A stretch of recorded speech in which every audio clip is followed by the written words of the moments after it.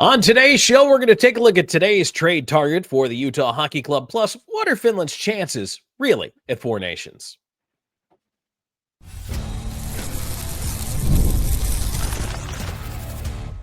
You are Locked On Utah Hockey Club, your daily podcast on the Utah Hockey Club, part of the Locked On Podcast Network, your team every day. Hello, everyone, and thanks for tuning us in here on the Locked On Utah Hockey Club podcast. We appreciate you making us your first listen each and every single day when it comes to all things Utah Hockey Club. I'm veteran NHL voice Tom Callahan, joined by longtime team analyst Robyn Leaño, and our series continues with today's trade target. We're taking a look, if you didn't catch yesterday's show, at potential trade targets, first of all, on the Utah Hockey Club roster, and then next week, we're going to look at targets that they might look to bring in. So today, we're still going through the team. We're on day 2 of 5, looking at the trade targets. And then, Robyn, assessing Finland's chances at the Four Nations Cup. We haven't really, or the Four Nations Tournament, pardon me. We really haven't gotten around to doing that either. So a packed show today here. I think we've got plenty to talk about, and it's going to be fun. Oh, it should be really fun indeed. You know, I feel like a lot of people have been enjoying the trade target talk. Because it allows us to really take a look at, a lot more on these Utah Hockey Club players and be like, hey, who's where are these potential moves? And this goes beyond Utah Hockey Club fans. We're probably seeing, other NHL fans probably tuning in and say, hey, who might be a player that we might want to take from Utah, who might be some good options out there. And not only that, is what's the asking price for, at least in our opinion. Realistically, you have to give something to get something. Mm-hmm. A lot of fans don't want to give anything and want Gretzky, Crosby, Lemieux, Sakic. Like they want the Hall of Famers, and they want to give up like a 7th rounder conditionally. My favorite thing is the joke, and it's not really the case, but it's the joke where like every single time in the last few years that Toronto Maple Leafs fans will put out a quote offer for Clayton Keller for what essentially turns out to be a bag of pucks. Like, it's like, come on. Yep. Like, no one is going to take that deal. Yeah, it's like, here's a 3rd rounder and a ham sandwich. Okay, sure. Take our captain. Like, not even if you were on franchise mode on EA Sports NHL and put it on easy mode. Like, it's like that, it wouldn't even happen that way. Like, come on. I don't know how it is now, but back in the day, if you loaded enough draft picks into your offer, you could get anybody. So I don't know if it's still that way or not. But Robyn, before we talk about who today's trade target is, we got some feedback on our pick from yesterday, which was Lawson Crouse. And so I know some fans interacted with you in regards to their thoughts about us picking Lawson Crouse. Yeah, absolutely. I did see a couple of fans here and there kind of put some response, said that, and they appreciated their support for it. One said that, hey, Crouse makes sense. He said, hate to say it, but it's true. Got to remember that this is a business, which to me, I'd say 100%. This is kind of what we're doing on this thing. We're kind of saying, we're reminding everybody, this is the business. This would contend to happen. You could potentially lose a favorite. And if a guy like Crouse, Tom, obviously we're already, done and past that by, well, I'd want this one last bit, and kind of why people were understanding it makes sense is, well, you take a look at, when we wouldn't have made that question if he didn't get benched, but he did, and all of a sudden, well, here we are. So but people are seeing that, and I love that people are actually a lot more receptive to this. Honestly, I thought we were going to get thrown under the bus. Well, here's the thing, Robyn. So for a player to land on today's trade target, number one, they have to have value for another team. It has to be a player that another team would covet, and that a player would go and make an impact on that team. So we're not going to be picking guys who haven't made the roster, because teams look at the deadline. If you're making a deal and you're in contention, you're not doing it for 2-3 years from now. You're doing it for 2-3 months from now because you want to make a deep playoff run. So number one, they have to have value. Number two, again, you have to give something up to get something. And number three, the important part of all of this, Robyn, that I think all fans, not just our fans, all fans are guilty of this, is that they overvalue their players and undervalue the return, no matter what it is. And so that's why I know if we talk about potential returns, and certainly when we go look at other targets, you have to keep in mind that it's a give and a take here, and teams looking for the instant gratification of a name brand player off your roster are probably willing to deal in futures. So as you said yesterday, you wanted an impact player for right now, probably not going to be a forward. And Utah's lousy with defensemen. And I don't mean they're bad. I mean, they just got a ton of them. So, you have to weigh all those things before you make a deal. Yeah, there's all those things too. I was also going to make the joke, Tom, as you were kind of going through what these teams are looking for. But I was going to say, so you mean to tell me that that there's no GM in the world who's going to go out and seek Montana on Yabuchi just because? You never know. I mean, you never know, right? I mean, somebody who's been secretly scouting for, I don't know. I'm just trying to make something up here. Look, sometimes, well, that's the other thing too, right? Why players get moved. Different GMs value different kinds of players at different levels of importance.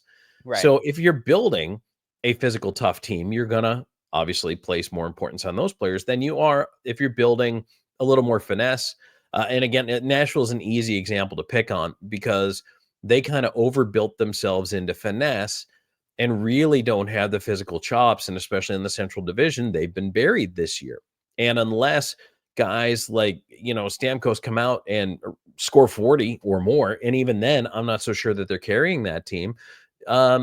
It's tough. It's tough to reverse that. And so, it really depends what other teams are going to be looking for. So that's what all those things go into our factors as far as considering who we think is going to be the trade target. So many things so many things do go into this factor, Tom. And I think that, and I sure hope that everyone enjoys and understands that some of the players we're going to put out there. And again, there probably will be a player or two or three who you will hate to see their name up on here because it feels like gut wrenched if that player leaves. But as I said, from one of the players one of the fans that commented on our last episode, we got to remind ourselves, hockey is a business. Things got to get moved around, and not only that is, you got to remember, Utah's building towards the future. They're building towards, becoming a competitive team next year or the following year. So I want to talk about today's trade target. Robyn, it's someone you and I both agreed on, and we have, discussed amongst ourselves before, and we'll tell you who that is in just a moment. And today's show is brought to you in part by Factor. Looking to optimize your nutrition this year? Factor makes eating well easy with chef-prepared, dietitian-approved meals that are fresh, never frozen, and ready to heat and eat in just 2 minutes. With 40 options across 8 dietary preferences every week, you can customize your meals to fit your lifestyle, whether it's Calorie Smart, Protein Plus, or Keto. Plus, Factor even offers wholesome smoothies, breakfasts, and grab-and-go snacks to keep you fueled all day long. I love how Factor takes the stress out of meal planning. I'm terrible with breakfast. Absolutely terrible. I know I should eat breakfast. I just don't. I get up with enough time basically to make it to the shower, get in the car, and get to work. But Factor takes the stress out of that. And again, with meals that are ready so quickly, it really takes away your excuse, in my case, not to eat breakfast and not to eat a healthy breakfast on top of all that. We're not talking tons of sugar. So it's fantastic. The convenience, unbelievable. No prep, no mess, just great food in minutes. Eat smart with Factor. Get started at factormeals.com/LockedOnNHL50off. I know that's a long one, so I'm going to say it again. Use code LOCKEDONNHL50, the number 50, off to get 50% off your first box plus free shipping. That's code locked on NHL 50 off at factormeals.com/locked on NHL 50 off to get 50% off plus free shipping on your first box.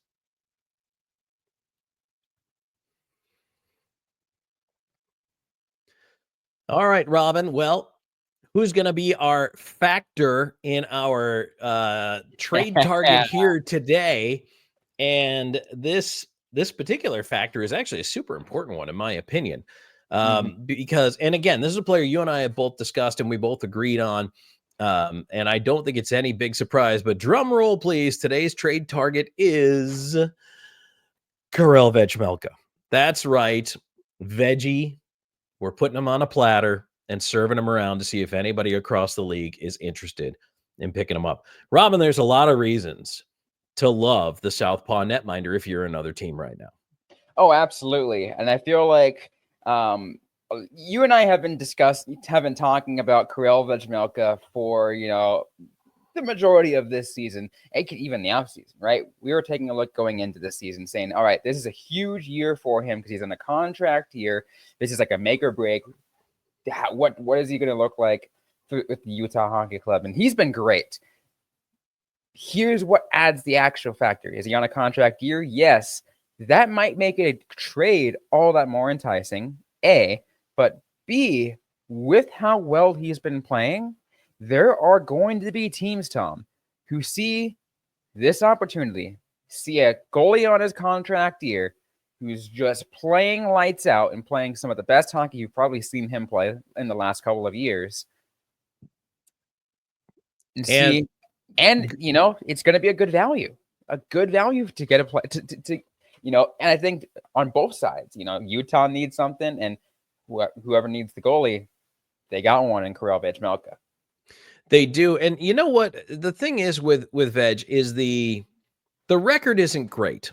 If you're looking just solely at the record, then you're probably saying, I don't know how I feel about this guy. But it's not just the record. What you're looking at is the underlying stats. And especially when it comes to the Utah Hockey Club, the goaltending stats are great for Vejmelka because he is in a spot right now where he is posting above league average goals against, above league average save percentage. So he's at a 909, which is right where you want a goalie to be. I think 910 is reasonable to expect in today's NHL. 915, 920, outstanding. 900 he was there under, for a little bit too. He was up around 915, and his goals against has increased a little bit to 2.57. But that's still pretty good. 2.5 goals a game. You should be on a team scoring 3 goals a game. You're going to win those games. So the other thing, too, that I like and what I think increases his value this year, Robyn, is when Ingram was out. Because Veg had to – he didn't earn the starting spot. They were rotating, excuse me, one on, one off. But he picked it up and ran with it. He absolutely took off with that starter's mantle. And I think he showed he could handle it in a year where we had question marks and Ingram was a clear starter coming into the year. And even now, I think he is still playing better, slightly, but better than Connor Ingram. And if you're pressing me today, Tom, who's your 1A? I think it's Vejmelka. Absolutely. Does the quote contract year play a factor? Honestly, I think so, Tom. I think that any goalie, any player will play insane. Will have some of their better, hockey you'll watch on a contract year, specifically at around, these younger ages, because, well, they want to get paid and they want to get paid a lot of money. Is there going to be someone who not only wants to trade for a goalie like Karel Vejmelka, but be willing to pay the money for him? Oh, I certainly think there is that market for him. He's going to, based on his numbers right now, if he doesn't completely go in the tank, based on his numbers right now, he's going to make money this summer. Now, the question is the money coming from Utah or is the money coming from somewhere else? Ingram has one more year after this one, and both goaltenders right now are budget friendly, let's say. Yeah. But Veg is due a raise. He will be due a raise. And here's the other thing. We see this all the time. And I mean, I can cite you a bunch of examples of guys who basically went out on the open market and were overpaid. I think Grubauer in Seattle. I think Jack Campbell has been that same example of a goaltender. I think there's a bunch of guys you can point to and go, man, the minute they got out there, they got a ton of money. Whether they were retained or whether they went somewhere else, but teams are desperate for a starter if they don't have one. I think that's where he fits. And sometimes teams are desperate for a 1B, right? And you'll see sometimes like that. Sometimes they end up being the starter later on because for God knows what reason or whatever. I'm going to give a nod to the old of Arizona and former Arizona Coyote and former Tucson Roadrunner. You probably know who I'm going with this on this one, Tom. And Adin Hill, who got traded away at first to San Jose and then eventually found his way to Vegas later on, because Arizona couldn't have so many goalies going into the expansion draft because they figured, all right, let's get something let's get rid of one goalie actually for something rather than whatever. And what ends up happening, Adin Hill ends up becoming a Stanley Cup champion, like for the Golden Knights. Like is he getting paid? Oh, he is definitely he got a payday from the Vegas Golden Knights. And he was one of 3 goalies they used in that playoff run. Yeah, it was. Yeah. And they won a cup. And Pittsburgh did the same thing. They went through 3 goalies. This is now counting back a little further, but you need your depth. You're absolutely right. And the other thing, too, that you mentioned, Robyn, that has to factor into this is you don't want to lose a guy for nothing. If you're sitting down with Veg and his agent right now and you're having productive talks and you feel like, number one, that has to be the direction you want to go, right? You have to want to keep him first and foremost. But second of all, then you have to have productive talks, enough so that you either feel you're good to get a contract done relatively soon, or you will get one done. Because if you don't, you can't let a guy like that walk for nothing because he has pretty high value. So even though they may want to keep him, and this is something fans need to understand, they may want to keep the player. They may not be able to keep the player. I think that right there is all the reason, one of the biggest reasons why Karel Vejmelka is on this list. Because there could be so many things behind closed doors for Veggie's agent on what he wants out of a contract versus what Utah's willing to offer, all those different things. And those conversations, depending on who you are, they usually happen later. But on a time like this, where goaltending is extremely crucial in figuring out how to structure the future of this team, this conversation is happening now. The conversation of the agents are happening now. I'm just like, hey, we want to kind of see where are we right now? What's the interest in you being on this team long term? If there is really any hesitation, his name is going to be on the top of the list of players Bill Armstrong would be looking to shop. And I think that it's reasonable to understand as long as, again, we kind of go back to at the end of the day, you don't want to lose them for nothing. If it looks like it's not going to work out, it is on you as a general manager to get something back for that asset if you possibly can, especially if the team is not in a position come the 1st of March. If they're in a position to not be in the playoffs, then you've got to make some pretty hard decisions. This might be one of them. And the huge thing is, I think what some people got to remember, and not all the time this happens, but a lot of times they, out of respect, they do this to players, is they approach them, they talk to them about, what the next steps are going to look like, and kind of essentially give them their options. Like, hey, you're going to get traded, but we want to kind of give you like give the feelers of what you're feeling right now, because you don't want to, because they also don't want to burn bridges. You don't want to lose this player for nothing. But if they're going nowhere in contract talks, you tell them, hey, we're going to get traded. We're at least going to give you the courtesy of go where you want to go. Sometimes that works out. Sometimes it doesn't. Sometimes it doesn't. I of mean, course. it depends where the best offer's coming from. But at the end of the day, Veg is going to want to go somewhere where he's going to be a number one, I think. At least I would. And again, he could go to a team down the stretch, and I don't know, he might go to just pick a random playoff team, Carolina, or Washington as insurance or a 1B or whatever. And then at the end of it all, it doesn't work out. You know what I mean? It might not happen for him there. Okay, well, then he's on the way out looking around. Now what?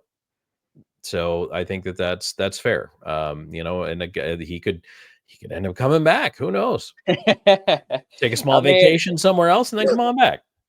And there's definitely another player who I won't name, who is very well known for doing that. Yes, there might be a couple of those. So, you know what? So that's our look at today's trade target. Let us know what you think in the comments about putting Karel Vejmelka on the list. We look forward to hearing what you have to say about that. Certainly, you can reach out to us on social. And while you're here, subscribe to the show. Give us a like, thumbs up, and we appreciate you doing that and being here and being a part of it. So, Robyn, the question's got to be asked before the onset of the Four Nations tournament, which starts tonight if you're seeing this on a Wednesday or hearing this on a Wednesday. What are Finland's real chances? Let's get into that.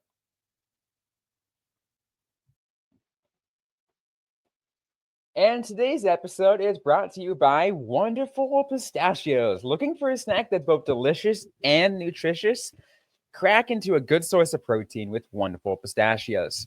Wonderful Pistachios is one of the highest protein nuts. Each 1 ounce serving has 6 grams of protein, giving you over 10% of your daily value. They're packed with fiber, better for you, unsaturated fats to keep you feeling fuller longer. I'll tell you right now, I just absolutely love snacking on those kind of Wonderful Pistachios, whether it's maybe on my desk or on a road trip, because it's really easy to kind of snack on something that honestly is processed and not good for you. Why not trade that out with something that is a lot better for you and honestly, quite frankly, tastes really good. I love a lot of pistachio flavored, food in general. So why not actually, take advantage of that? Get in on those, cracking open on those Wonderful Pistachios and just really enjoy those. So get snacking and get cracking with the snack that packs a protein punch. Visit wonderfulpistachios.com to learn more. Okay, well, let's get cracking on Team Finland here at the Four Nations tournament. Robyn, I'm going to go ahead and start this from the very bottom of the well and say that I think of all the teams in this tournament, Finland is the most disrespected and people are giving the least chance of coming out on top. Is that a fair assessment?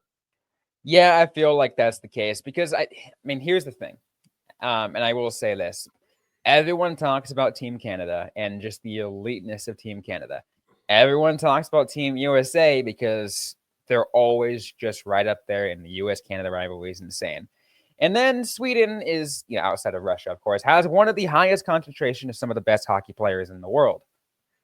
So that's what, and then Finland has great hockey players too, but everyone forgets about them. So everyone just kind of writes them off, and then maybe unless you're a bigger hockey fan, maybe you're a more devout hockey fan, you take a look at who the players are, and you're like, okay, they're not bad, but we're still going to write them up because these teams are just supposed to be, quote, so much better. I think one of the reasons, the first reason for me to give people who are going to root for Finland hope, and of course follow the 2 Utah Hockey Club players on there, first of all, starts with the goaltending. The 3 goaltenders, Kevin Lankinen, Juuse Saros, and Ukko-Pekka Luukkonen. UPL playing for the Sabres this year is actually having a huge breakout year. I know the Sabres aren't that good, but UPL has been awesome. And a bit of a surprise. I think they were ready to hand the reins to Devin Levi a couple of years ago. It hasn't quite taken over yet. Levi's still young. He's got time. But UPL earned himself a contract, remember there was a whole big to-do when the Sabres basically were letting everybody walk. And so for UPL to stick around and now be playing really well is very impressive. And so I think he's battle-tested, ready to face a lot of shots. The other guy, Juuse Saros, though, with Nashville, has shown us his ability to steal games, and I would say he could steal a tournament.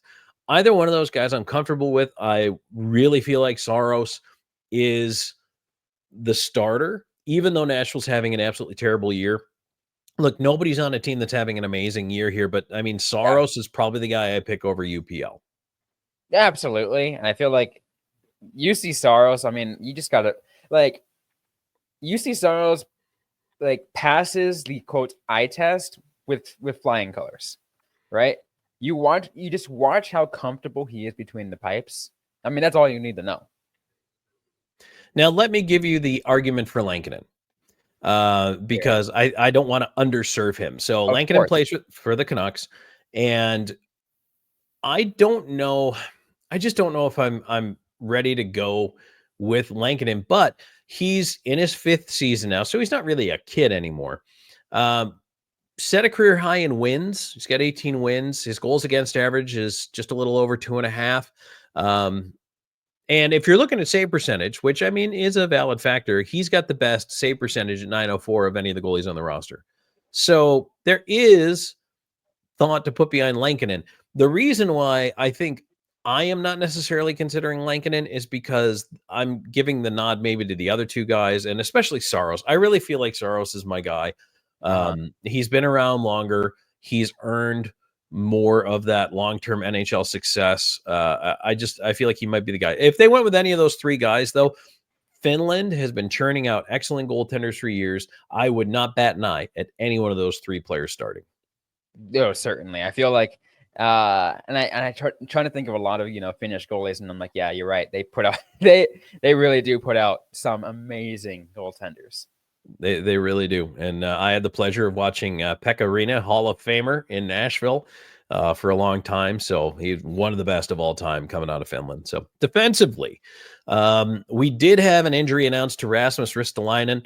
He's not going to make the tournament. So that means that Urho Vakanainen is going to slide up into the top 6, where they also have Nico Mikkola, Esa Lindell, Henri Jokiharju, and our 2 Utah hockey clubbers, Olli Mata and Juuso Välimäki. So, they lost Heiskanen. He got hurt. Now they've lost Ristolainen. There's not a whole lot of depth for Finland defensively, so they better hope these guys can get through the tournament here. And they lost Jani Hakanpää. They're running out of defensemen. Yeah, I know, right? Like you keep listing them off, and I'm like, those are defensemen you don't want. Like Ristolainen, Heiskanen, and Hakanpää. Those are 3 defensemen you don't want to lose, and they lost them. But that's, again, I don't want to discount, Esa Lindell, Olli Mata, and Juuso Välimäki, because they all deserve to make it. They all deserve a spot. They're just, to me, I just don't think that they're at the quote elite level that you say. They're not like, let's say, among the top, so like some of them on quote 10 or 15 defensemen in the world or whatever. Sometimes, so on some lists, they might make some lists, or at least maybe Lindell might. But so that's probably one of the biggest question marks: is can they get the defense together? Can they stay relatively healthy? And again, there's not much depth there. But up at forward, another strong spot for this team is down the middle. I like Aleksander Barkov, Stanley Cup champion, and just a fantastic center. I wish I had Barkov on my team. Sebastian Aho, Michael Granlund, Anton Lundell. That's what you look like down the middle. So that's not too bad. And then you've got projected wingers on the left side, Arturi Lehkonen, Patrick Laine, who, if he's hot, he's incredible. Same thing with Rupe Hintz. Hintz is a goal scorer. So, and then Eetu Luosterainen. On the right side, you've got Mikko Rantanen. Awesome. Teuvo Teravainen, Kaapo Kakko, another streaky player, Joel Armia, and then Eric Haula figures to be the extra forward. So I like how deep they are up the middle, Robyn. But the thing is, can these streaky scorers on the wings get hot at the right time for Finland? Because that's the only way I see them making it to the final match. And it really does come up to that, right? Taking a look at whether or not they get hot at the right time. It's, to me, it's going to be complicated to even steer myself in the direction of, they're gonna get hot at the right time.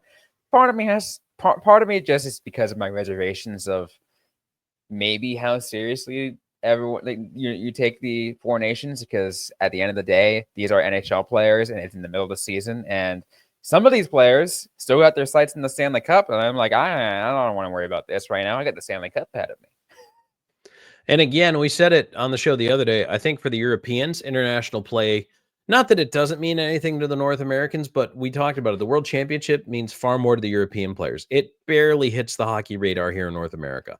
World Juniors does, but not the World Championships. And I feel like this is another stopover to the World Championships. I know it's the league trying to grab essentially Olympic glory and capitalize on the excitement of international play, but you have to wonder how many guys are in the back of their mind. And that's what we're going to find out, right? Like, how intense is this going to be? Is it going to be try to rattle the other guy, especially if you have a teammate on the other team? Are you going to try to drop the boom on your teammate? Unless maybe you don't like the guy. But you know what I mean? Like, how likely are you to try to, like, throw a shoulder to the chest to your leading scorer, especially mid-season? Now, if we were in the Winter Olympics, whole different story, by the way. But that's why, to me, honestly, is like, and if we were in a preseason international tournament, let's say, like the World Cup of Hockey, at least the last time we all remember it was, back in, preseason, it happens like a month beforehand. Like, that was, again, some amazing hockey. So you compare those, and to me, like, I just don't think that, not that they're not going to take it seriously, but to me, again, we're mid-season, everyone's focusing on, NHL hockey and not Four Nations international hockey right now. Yeah, and that's what we're talking about too. We're already looking forward to the deadline, but we're also talking about the tournament, which, again, if you're seeing this on Wednesday, kicks off this evening. And so that is, the first game is Canada-Sweden. So that is the first one on the docket. And then whether you're rooting for Team USA or Team Finland, and we're going to take a look at Team USA's chances on the next show as well, so that we do that in time for Thursday's game, it's USA-Finland. And that's an 8 o'clock puck drop. And I know that probably has the most interest to Utah Hockey Club fans. So something for us to look forward to, Robyn. And wanted to ask, do you have any final thoughts here on the show? No, I feel like, if you guys, if everyone here still loves love these trade target things, let us know. Just drop the comments of maybe your thoughts, and and maybe towards the end of this week, we'll even throw in a bonus player if that player that you guys give us is enough of a if it goes beyond what we discuss as our top 5. You might, who knows? Yes. Absolutely. So let us know in the comments what you think. You can reach out to us on social. Robyn can tell you exactly where you can find us, which is pretty much everywhere. Everywhere on Twitter /X, Instagram, and Threads at LO_NHL Utah. Also on TikTok and on Blue Sky at Locked On Utah Hockey. You can also find me at Robyn_Leaño on X. Robyn Ice Time on Blue Sky. And I am at Tom Talks on Blue Sky, which is where I'm spending most of my social media time. Although you can still find me on X, posting here and there at Callahan on Air. But really, if you want to chat, get me on Blue Sky. That's the best place to reach out to me, or in the comments in the videos here, especially on the YouTube side. We really try to monitor that. And if your question comes up, we may answer right back. We may also, which I like to do, bring it onto the show with us. Because if you're asking that question, chances are a lot of other fans are too, and we want to share that answer with everybody. So we appreciate everybody's contributions to the show. So, all right, well, that's it for our Wednesday edition here. Next show, we have our next trade target coming up, and then we're going to take a look at Team USA's chances. So we're trying to give you some rooting interests here in the Four Nations tournament. Then we're going to look at Team USA as well. So thanks for joining us, everybody. For Robyn, I'm Tom. This has been the Locked On Utah Hockey Club podcast.